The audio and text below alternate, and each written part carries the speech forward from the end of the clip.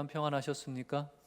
네, 평안하신 분도 계실 것이고 또 한 주간 또 마음이 힘드신 분도 계실 텐데 이 시간 우리 모두 함께 이 자리에 모였습니다.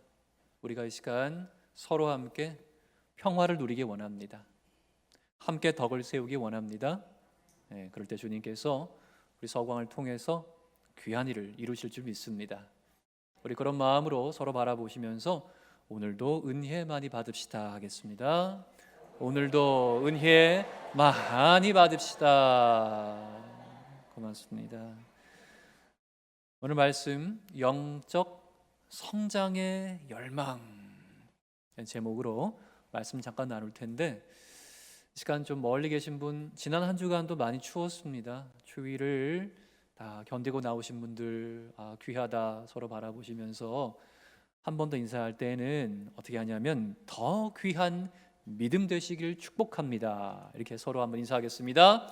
더 귀한 믿음 되시기를 축복합니다. 네, 지금보다 더 귀한 믿음 되시기를 바랍니다. 벌써 오늘 2월의 마지막 주일이네요. 그죠? 곧 3월이 시작됩니다. 이번 주 토요일이 3월의 첫날이죠. 우리나라는 3월의 첫날을 뭐라고 부르죠? 네, 3.1절이라고 부릅니다. 3.1절. 우리 이미지 한번 볼까요? 첫 번째 사진. 네, 1919년 김인년 3월의 첫날 서울 덕수궁 앞에서 우리의 이제 신앙의 선배들 또 우리의 할아버지 할머니 그 조상들 함께 모이셔서 만세를 부르고 있는 장면을 사진으로 남겨놓은 겁니다. 1919년 3월 1일은 저런 모습이었습니다. 106년 전 일제 빼앗긴 나라를 기필코 되찾아야 한다는 그 뜨거운 소망, 열망, 그것을 품은 우리 선조들이 일제의 총칼에 맞서서 목숨을 걸고 대한독립 만세 부르짖었던 바로 그날 3월 1일. 그런데 우리 한국교회의 귀한 신앙의 선배들은 이 1919년 김인년 3.1 만세 운동보다도 먼저 이 나라 대한민국의 자주 독립을 위해서 그 뜨거운 가슴을 안고 아주 특별한 영적인 운동을 1919년 김인년 3.1 만세 운동보다 먼저 시작하셨어요. 교회에서 시작하셨습니다. 그 특별한 영적 운동이 뭐냐면 바로 새벽 기도였습니다. 우리 한국교회의 새벽 기도는 1906년 가을 무렵부터 시작됐습니다. 그리고 보니까 한국교회 새벽 기도 역사가 한 120년 돼가네요. 한국 선교가 140년 됐다고 하는데 한국교회 새벽 기도는 120년 정도 돼갑니다. 근데 하필이면 왜 1906년 가을 무렵에 한국교회 새벽 기도가 뜨겁게 시작이 됐을까? 왜 그때 시작됐을까? 그 이유는 그 한 해 전 1905년의 상황을 보면 이해가 됩니다. 다음 사진 한번 볼까요? 중명전에 전시된 을사늑약 문서입니다. 1905년 혹한의 겨울이 시작되던 11월 17일 이 한반도에는 일제의 폭압적인 횡포와 잔인무도한 만행으로 얼룩진 식민 통치의 시작을 알리는 저 을사늑약, 너무나 가슴 아프고 치욕적인 사건, 이 을사늑약이 이 땅 가운데 강압적으로 선포가 되고 말았죠. 저 문서의 서두를 보면은 일본 제국하고 한국하고 결합해서 이 조약을 맺는다. 한국이 부강하게 될 때까지 부강하게 됐다 여겨질 시에 일본은 이제 여기서 한 번 한 번 이렇게 손을 떼면서 나가겠다 하는 그런 얘기가 저기 적혀 있어요. 그때까지는 한국과 일본은 결합돼서 일본이 이렇게 통치해 나간다. 이 내용이 저기 적혀 있습니다. 그리고 이 을사늑약에 이어서 서울에 통감부가 설치가 되죠. 그리고 통감부가 설치된 지 몇 달 지나지 않은 1906년 2월에 자, 그다음 이등방문 이토 히로부미 이 사람이 통감부에 통감으로 오게 되면서 이제 일제의 본격적인 한반도 식민 통치가 구체화됩니다. 저 이토 히로부미가 한반도 식민 통치 앞장서서 막 끌고 나갔잖아요. 그러다가 우리 안중근 의사의 하얼빈 의거로 죽게 되죠. 네. 그래서 이토 히로부미가 영친왕을 그렇게 자기가 데리고 다니면서 가르쳤다 그래요.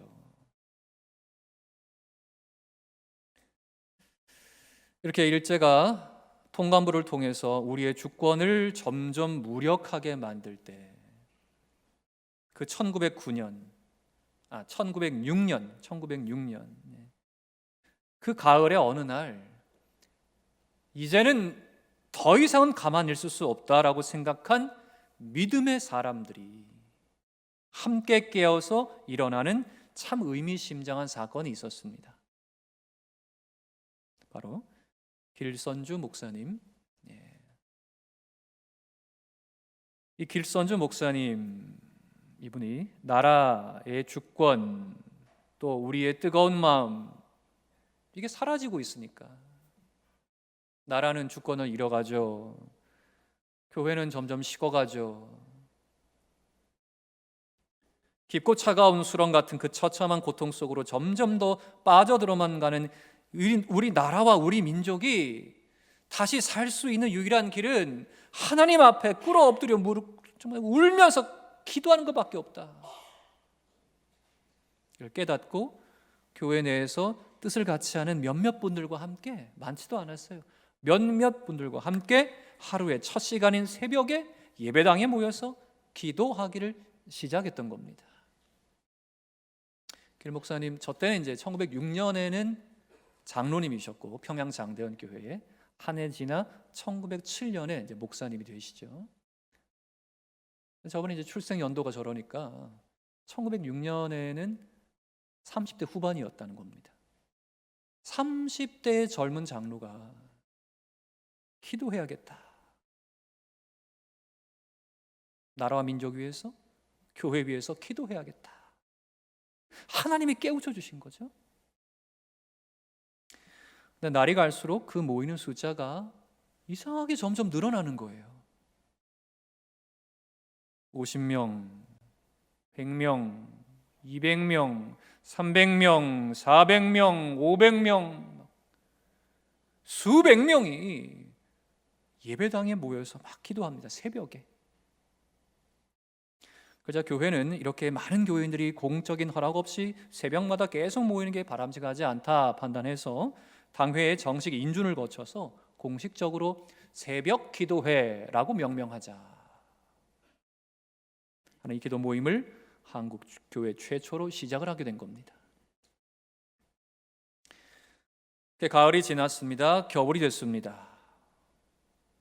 바깥 공기는 살을 에일 정도로 혹독했고 예배당 안도 우리는 이렇게 난방을 잘하고 예배드리지만은 1906년에 난방기가 있었겠습니까? 이런 난방기가 그 새벽에 나무로 지은 그 평양 장대원 교회 예배당 그 추운 겨울 새벽에도 기도하기 위해서 구름대같이 모이는 수백 명의 성도들 그 마음은 뜨겁기가 이루 말할 수가 없었던 거죠. 그 기도의 소망은 간절하기 그지없었습니다. 한마디로 나라와 민족의 해방, 바로 나라와 민족의 구원을 위한 열망이 그 뜨거운 소망함이 성도들 마음에 가득했던 거죠. 그 당시 새벽기도 모인 장면은 아니지만 평양 장대원 교회 모습을 한번 봅니다. 저런 모습으로 모였다는 거예요. 새벽이든 주일은 말할 것도 없고 우리 한국 교회는 너무나 아름답고 숭고하고 거룩한 신앙의 유산을 저렇게 물려받았습니다. 우리의 선배들께서 저렇게 기도하셨어요. 저렇게 모이셨어요. 저렇게 예배하셨습니다. 불과 얼마 안 돼요. 100년 좀 전입니다.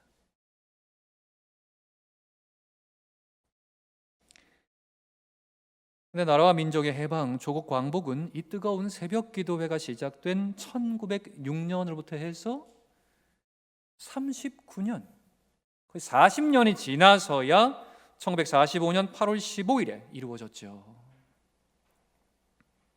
그러면 누가 이런 질문을 할 수 있습니다. 아니, 4개월도 아니고 4년도 아니고 무려 40년 가까이나 지나서야 왜 하나님께서는 이 기도에 응답하셨을까? 그동안 뭐 하셨을까?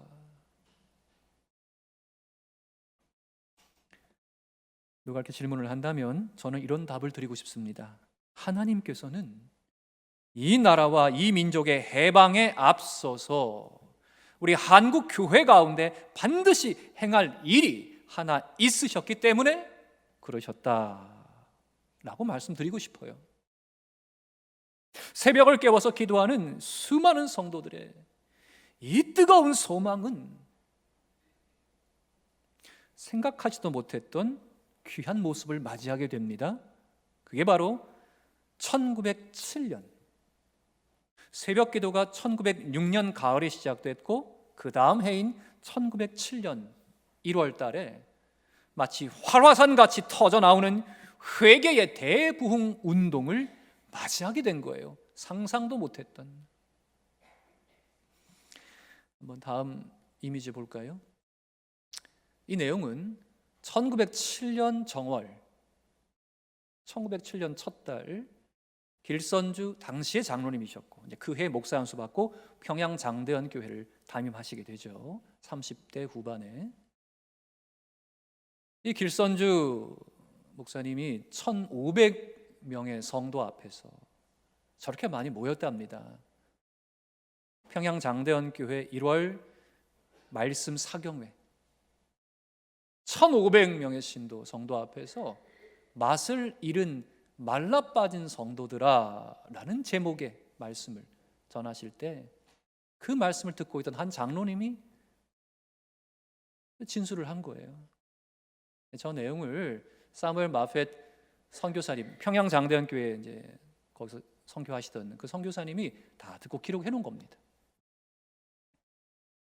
광야에서 회개하라고 외치던 마치 그 세리자 요한 같았다. 그래서 그 설교 듣고 있으면 누구라도 회개 자복하지 않을 수가 없었다.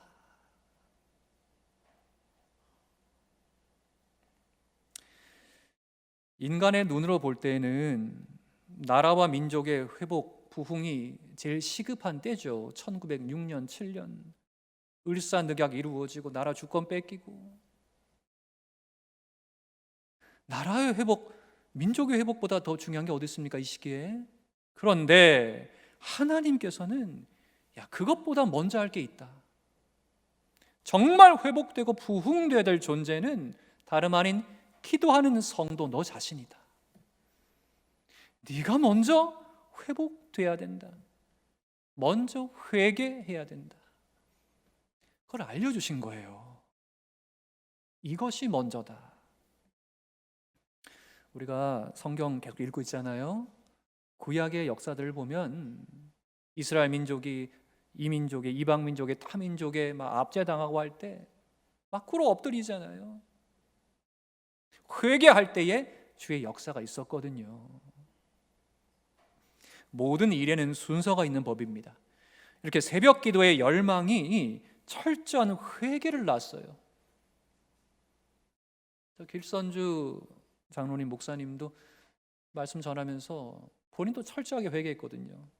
이 부족한 종이 못나서 은혜 끼치지 못해서 교회가 냉랭합니다. 주님, 이 종을 불쌍히 보옵소서. 막 서로 막 회개하고 막 예배당 바닥에서 막 엉엉 울면서 막 굴러다니고 막 나는 누구 돈 훔쳤습니다. 나는 누구랑 간음했습니다. 난 누구 미워했습니다. 막 여기서 막 저기서 막 터져 나오고 막. 그게 너무 무서워서 밖에 나갔다가도 다시 또 들어올 수밖에 없고 또 앞에서 꼬꾸라지고. 이게 불과 얼마 전의 일입니다. 100년 좀 전의 일입니다. 이 철저한 회개가 부흥의 영적 대각성을 낳습니다.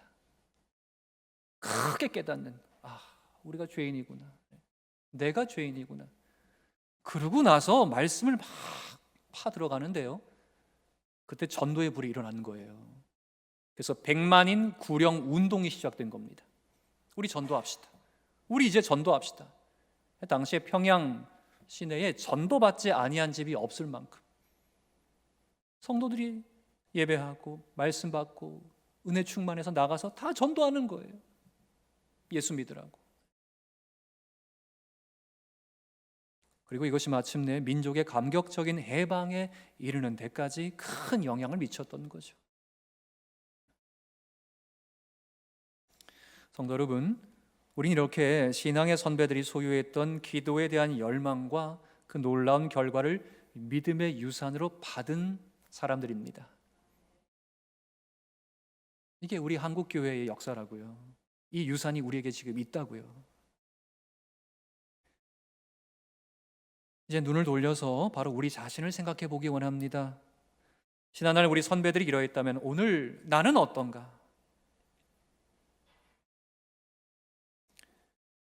지금까지 살아오는 데 있어서 과연 나는 어떤 열망을 가장 귀하게 여기고 살아왔던가? 인생의 성공, 형통에 대한 열망인가? 나 성공하고 싶어요. 형통하고 싶어요. 그 열망이 제일 컸던가? 물질의 부유함? 나 돈 더 많이 벌고 싶어요. 지위 권력에 대한 열망인가? 더 높은 데 올라가고 싶어요. 인정받는 거에 열망? 나 많은 사람에게 더 인정받고 싶어요. 자녀 손들 입신양명에 대한 열망인가? 무병장수에 대한 열망인가? 아니면 나의 쾌락과 안락에 대한 열망? 아니면 어떠한 그런 숭고한 열망이나 치열함도 없이 그저 하루하루 먹고 살기 바빠서 그냥 살고 있는 건 아닌가? 이 시간 진지하게 우리 돌아보기를 원합니다. 정말 무엇을 뜨겁게 소망하며 살고 있는가? 성경은 우리에게 우리가 마땅히 품어야 될 열망에 대해서 분명하고 준엄하게 말하고 있는데요, 에베소서 4장 말씀 이렇게 되어 있습니다. 우리가 다 하나님의 아들을 믿는 것과 아는 일에 하나가 되어 이제 예수님 믿게 됐어요. 알게 됐어요. 온전한 사람을 이루어 그리스도의 장성한 분량이 충만한 데까지 이르리니, 성장하리니, 이는 우리가 이제부터 어린 아이가 되지 아니하여 사람의 속임수와 간사한 유혹에 빠져 온갖 교훈의 풍조에 밀려 요동하지 않게 하려 함이라. 오직 사랑 안에서 참된 것을 하여 범사에 그에게까지 자랄지라. 그는 머리니 곧 그리스도라. 아멘. 아이 키우시는 분들, 아기 때 모습 예쁘죠? 귀엽죠? 어린아이 때 모습 얼마나 사랑스러워요. 그런데 1년이 가고 2년이 가고 3년이 가는데 애가 키가 안 커. 몸무게도 자라지 않아요. 마냥 귀여울까요? 마냥 예쁠까요? 귀여움이 아니라 걱정, 근심이 되겠죠. 얘가 커야 되는데 왜 안 크지? 예수 믿게 됐다면, 알게 됐다면 자라가야 한다는 겁니다. 자라고 싶습니다. 커 나가고 싶습니다. 이게 있어야 된다는 거예요. 이 에베소서의 말씀 외에도 성경은 우리에게 영적 성장의 열망에 대해서 분명히 말씀하고 있거든요. 우리 오늘 분명히 명심해야 됩니다. 오늘 읽은 이 본문 말씀, 영적 성장의 열망이 없는 사람의 돌이킬 수 없는 비참한 말로가 있다. 오늘 본문 8절에서 10절까지 같이 한번 더 읽겠습니다. 그러므로 회개에 합당한 열매를 맺고 속으로 아브라함이라 우리 조상이라고 생각하지 말라. 내가 너희에게 이르노니 하나님이 능히 이 돌들로도 아브라함의 자손이 되게 하시리라. 이미 도끼가 나무 뿌리에 놓였으니 좋은 열매를 맺지 아니하는 나무마다 찍혀 불에 던져지리라. 아멘. 세례자 요한이요, 천국 복음을 선포할 때 주님보다 좀 앞서서 바리새인, 사두개인, 종교 지도자들이 세례 요한인데 왔어요.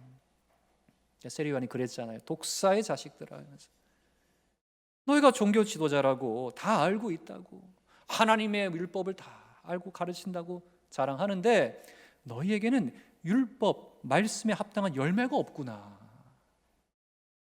회개에 합당한 열매를 맺어야 된다. 그렇죠? 나무가 있습니다. 뿌리가 잘 내려져 있어요. 줄기도 아주 튼튼합니다. 뿌리가 양분을 흡수해서 쭉 올립니다. 그러면 그 줄기에 붙은 가지들이 양분을 받아서 어떻게 해야 돼요? 열매를 맺어야죠. 열매를 안 맺는 거예요. 예수 믿었으면, 회개했다면 그에 대한 합당한 열매들이 있어야 된다. 오늘 말씀의 10절에 이미 도끼가 나무 뿌리에 놓였다. 좋은 열매 맺지 아니하는 나무마다 찍혀 불에 던져질 것이다. 좋은 열매 맺지 아니하는 것, 즉 회개에 합당한 열매를 맺지 않은 것, 이것은 열망이 없어서 스스로 영적 성장을 지체하게 만든, 오늘이나 내일이나 모레나 똑같은 거예요. 이거 안 된다는 겁니다.